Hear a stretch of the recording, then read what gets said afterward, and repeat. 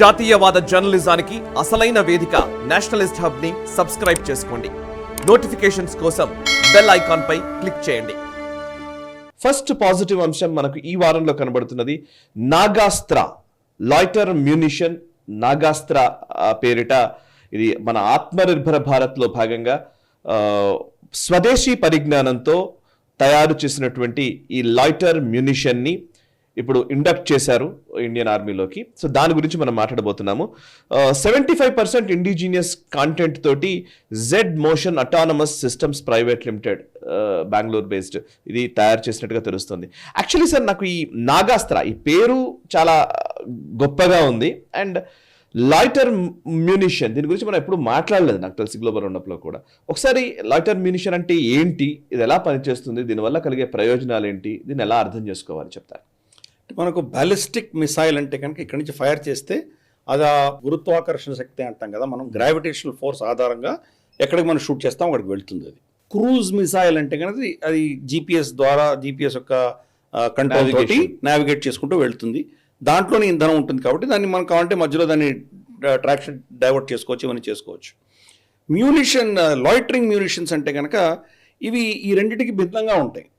అంటే వాటిని ఏదో ఒక ఎక్విప్మెంట్ దాన్ని తీసుకొని వెళ్ళి బహుశా డ్రోన్ లాంటిది కావచ్చు, లేదా మనకు ఇతరత్ర అటువంటివి ఏమైనా కావచ్చు, చాపర్ లాంటివి ఏదైనా వదలడం, ఇటువంటివన్నీ వాళ్ళు ఏం చేస్తారంటే ఒక పర్టికులర్ ఏరియాలో అది లాయిటర్ అవుతుంటుంది అనమాట. ఫైనల్గా అది ఎక్కడ టార్గెట్ మీకుందో ఆ టార్గెట్ దగ్గర వెళ్ళి అది అటాక్ చేసేటువంటి వెపన్స్ ఇవి. అంటే ఇప్పుడు సపోజ్ మనకు ఏదో ఒక ఫారెస్ట్ ఏరియాలో నక్సలైట్సో లేకపోతే టెర్రరిస్టో ఉన్నారు, ఇవి వెళ్తాయి అక్కడికి. బాలిస్టిక్ మిసైల్ అయితే ఇక్కడి నుంచి ఫైర్ చేస్తే అక్కడ వెళ్ళి పడాలి, మధ్యలో ఇంకేం ఉండదు దానికి. అలాగే క్రూజ్ మిసైల్స్ కూడా ఒకసారి ఫైర్ చేసామంటే వెళ్తూనే ఉంటాయి, దాన్ని మళ్ళీ వెనక్కి లాగలేం. ఇవన్నీ ఏంటంటే అక్కడ వెళ్ళి వెతుకుతాయి ఎక్కడ ఉన్నారు వీళ్ళు అని చెప్పి. వాళ్ళకు ఉన్నటువంటి ఇన్ఫ్రారెడ్ కెమెరాస్ కావచ్చు, లేదా వాళ్ళకు ఉన్నటువంటి హై రెజల్యూషన్ కెమెరాస్, ఇవన్నీ వీటి వల్ల హీట్ సీకింగ్ ఎక్విప్మెంట్ ఇవన్నీ ఉంటాయి. ఇవి దాన్ని పసిగట్టి అక్కడ వెళ్ళి ప్రిసైజ్గా ఆ అస్త్రాన్ని వదిలేసి వెపన్ని అమ్యునిషన్ అక్కడ డంప్ చేసి రాగలవు అవి. సూసైడ్ డ్రోన్ ఇది నాగాస్త్ర అనేది సూసైడ్ డ్రోన్. కామికాజీ అంటాం మనం, జపాన్ కామికాజీ అంటారు. అంటే ఆత్మాహుతి దళం అందాం డ్రోన్ రూపంలో అది వెళ్ళి ఒక టార్గెట్ని చూసిందంటే టార్గెట్లోకి దూసుకొని దాని మీద పడి నాగాస్త్రం ఇది ఆ డ్రోన్ కూడా ధ్వంసం అయిపోతుంది, అది తీసుకువెళ్ళినటువంటి అస్త్రం కూడా ధ్వంసం అయిపోతుంది, కంప్లీట్గా నాశనం అవుతుంది.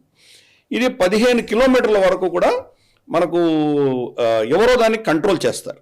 ఒక స్టేషన్ నుంచి దాన్ని కంట్రోల్ చేసి 15 కిలోమీటర్ల దాకా, అంటే మన సరిహద్దులు దాటంగానే అక్కడ ఉన్నటువంటి స్థావరాలని కానీ, అక్కడ ఉన్నటువంటి టెర్రరిస్ట్ ట్రైనింగ్ క్యాంపులు కానీ, లేదా మన దేశంలో చొరబడుతున్నటువంటి చొరబాటుదారులు కానీ మనం టార్గెట్ చేసి చంపచ్చు. 30 కిలోమీటర్స్ వరకు ఆటోనమస్గా వెళ్తుంది. అంటే ఫర్ ఇన్స్టెన్స్ మనం దానికి కోఆర్డినేట్స్ ఇచ్చేసి, జీపీఎస్ కోఆర్డినేట్స్ ఇచ్చేసి, పలానా దగ్గర మాకు ఎవడో ఉన్నాడు వాడిని వెళ్ళి టార్గెట్ చేయని చెప్తే కనుక అది వెళ్ళి 30 కిలోమీటర్ల దాకా శాటిలైట్తో అనుసంధానం చేసుకొని వెళ్ళి అక్కడ అటాక్ చేసి రాగలదు. అది అవి కెపాసిటీస్ అన్నీ ఈ యొక్క అస్త్రానికి ఉన్నాయి. ఇవి మనం ఏం చేసామంటే చాలా మనకు ఎమర్జెన్సీ ప్రొక్యూర్మెంట్ శక్తి మనకు మోదీ ప్రభుత్వం డిఫెన్స్కి ఇచ్చింది. గతంలో ఎలా ఉండేదంటే మొత్తం డిఫెన్స్ అక్విజిషన్ కౌన్సిల్ దాన్ని అప్రూవ్ చేస్తే కానీ వీళ్ళు కొనుక్కోలేనటువంటి పరిస్థితి. మోదీ ప్రభుత్వం ఏం చేసిందంటే సరే పెద్ద పెద్ద ఐటమ్స్కి సుదీర్ఘంగా ఆలోచించేసి దాన్ని కొనుక్కోవాల్సిన అస్త్రాలు కానీ ఎక్విప్మెంట్ ఏదైతే ఉంటుందో దానికి డిఫెన్స్ అక్విజిషన్ కౌన్సిల్ ఎలా ఇన్వాల్వ్ అవుతుంది.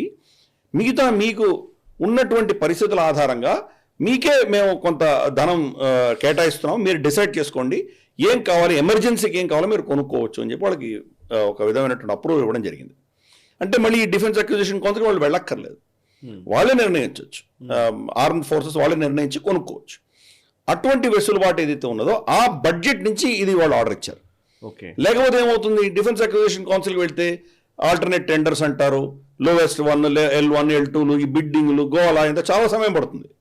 కాబట్టి వాళ్ళు ఏం చేశారంటే ఒక కంపెనీని ఏదైతే వాళ్ళు చూస్ చేసుకున్నారో మనకు ఇది motion autonomous Z motion autonomous systems private limited అని, తర్వాత ఈఈఎల్ అని, రెండు ఇలా కంపెనీస్ ఎవరైతే ఉన్నాయో వాళ్లకు టెక్నాలజీని ఇది కావాలని చెప్పడం, వాళ్ళ టెక్నాలజీ డెవలప్ చేయడం, దాన్ని వీళ్ళు ఫీల్డ్ ట్రయల్స్ అన్నీ చేసి దీన్ని రెగ్యులస్ టెస్ట్ ఉంటుంది ఆర్మీలో, అవన్నీ చేసి దాన్ని అప్రూవ్ చేసిన తర్వాత దానికి ప్రొడక్షన్కి సిగ్నల్ ఇచ్చారు వాళ్ళు.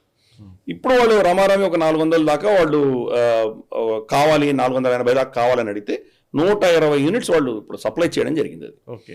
ఇవి మన సరిహద్దుల్లో పెట్టాం మనం, మోస్ట్లీ పాకిస్తాన్ సరిహద్దుల్లో, అలాగే LAC దగ్గర కూడా పెట్టబోతున్నాం మనం నాగాస్త్ర.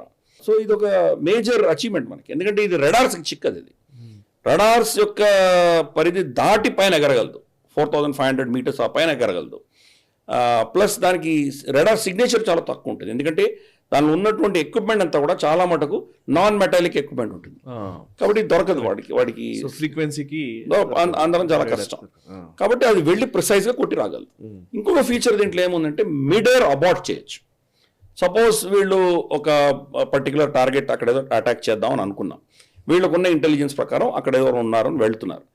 ఈ డ్రోన్ అక్కడి దాకా వెళ్ళిన తర్వాత సపోజ్ అది తప్పు మనం చేసాము, లేదా ఇక్కడ అటాక్ చేయకూడదు అని వాళ్ళు నిర్ణయిస్తే అబార్ట్ చేసి మళ్ళీ వెనక్కి తీసుకొచ్చేటువంటి కెపాసిటీ కూడా దీంట్లో ఉంది. సో మిషన్ అబార్ట్ చేయొచ్చు. అదే మీరు బ్యాలిస్టిక్ మిసైల్ కానీ లేదా మీకు క్రూజ్ మిసైల్ అయితే ఇంకా అది వెనక్కి రాగలేదు, కరెక్టే, అది మళ్ళీ వెనక్కి తీసుకోగలిగినటువంటి అస్త్రం ఇది. Very nice, super sir. ఈ వీడియో మీకు నచ్చినట్టయితే లైక్ చేయండి, 10 మందికి షేర్ చేయండి, అలాగే కామెంట్ల రూపంలో మీ అభిప్రాయాలను మాతో పంచుకోండి. Nationalist hub group of channels ను సబ్స్క్రైబ్ చేసుకుని తెలుగునాట జాతీయవాద జర్నలిజాన్ని ప్రోత్సహించండి. ఈ వీడియో కింద ఉన్న బెల్ ఐకాన్ పై క్లిక్ చేయడం మర్చిపోవద్దు.